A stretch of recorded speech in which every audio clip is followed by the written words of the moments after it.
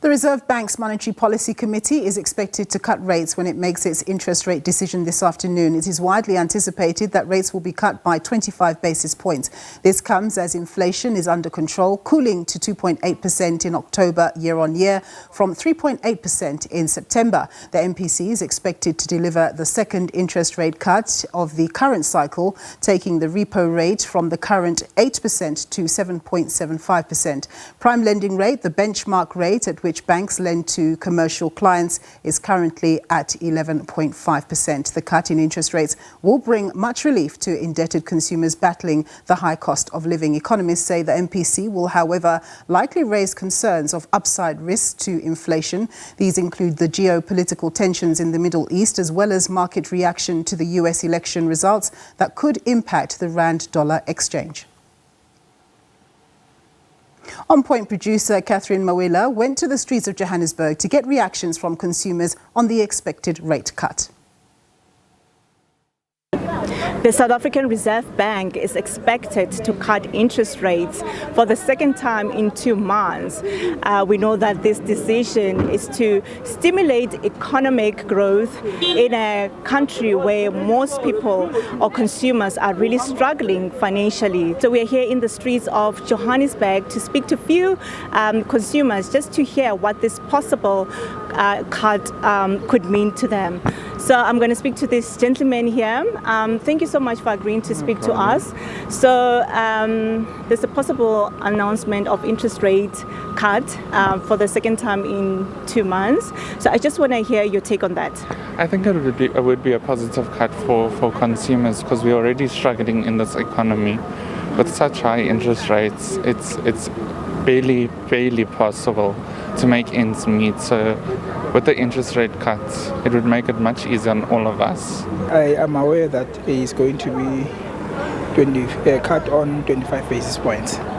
So it's pointless, because the government is only increasing with 50 maybe basis points, and then after a few months they're going to cut with 25 basis points. So after a few months again they are going to increase there is a possibility of them increasing with another 25 basis points. So when you check the food, to be honest, the food is quite expensive with this salary that we are getting as employees. The cutting down of interest rate, I think they will still have to cut a little bit more, because it's too much. Because we are being in debts, unnecessary debts, due to everything has gone up, the inflation and all the stuff, fuel, food, petrol, electricity, everything is up. I'm paying a house, and then I can't afford food. The only thing that I can afford is only the house. No food on the table, no McDonald's, nothing. You can't even take out your kids out. Cost of living is too high, to be honest. You buy food, the price has increased. We've got kids that must go to school. You must pay for their fees. It increased. So, to be honest, I feel they can do better.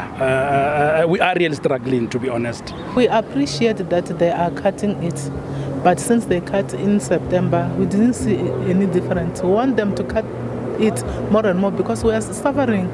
We are working, yes, but we have the family members who are not working, and then we are breadwinners, so we want them to continue to cut. I don't see any difference, because this is the second time they are doing this. The food prices are still high.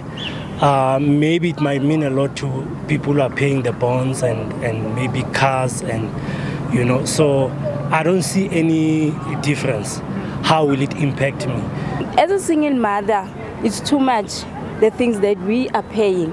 I mean, it's bond, it's electricity, transport for our kids. It's a lot.